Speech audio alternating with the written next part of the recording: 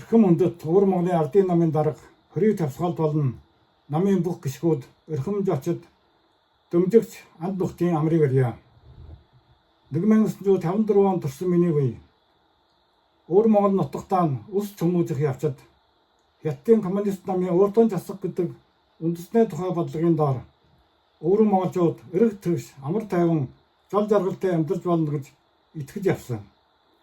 Гэвч тэдний гой үхтэй амналт нуудна Өвөр монголчуудыг хүчээр уусгах, үндэсний хувьд нь бүрэн өснө устгах дал жолдохтой байсныг удаа дарааг нь харгас үйлдэлээс нь тод харж бичлэн мэдэрсэн билээ.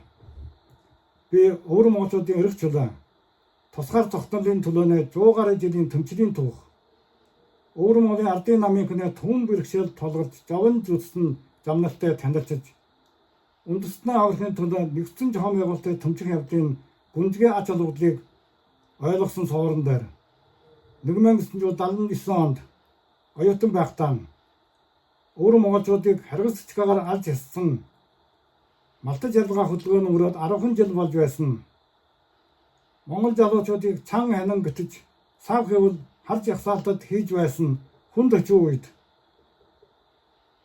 ардын намын гал голомтыг сахиж явсан Ахмад хүмүүсийн заавар сургалыг дагаж тус намд гишүүнээр өссөн явдлаараа нь бахархаж явдаг.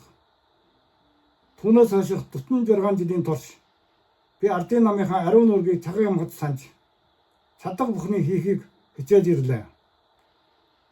Өвөр Монголд Монгол улс соёлыг дэрлэг боломжоор харгалж үе олон монголчуудын үндсэн эрх чөлөөг хязгаарлан чанга дарамглах явдал өдрөөс өдөр ирмөссөн байдлаар хөлийн гаднах ардын намын үйл ажиллагаанд хүчин чадлаа нэмэрлэх, Өвөр монголчуудын ах үе байдлыг дэлхийд дахинд мэдээлэх, өх орон нэгт ард түмний урайлан дуудах зорилгоор миний үе 2024 оны хавар Америк улсад ирж улс төрийн зайлалт хүсэх болсон юм аа.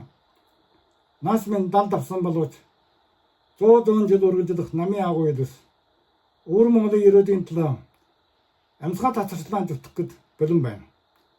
Ардын намын алтан өнгнөд олон хүн ялангуяа залуучууд минь идэвхжил нэгдэх туу та бүхэнд хамгийн сайн сайхныг хүсье. Хорл өндөр амжилт олох болтугай.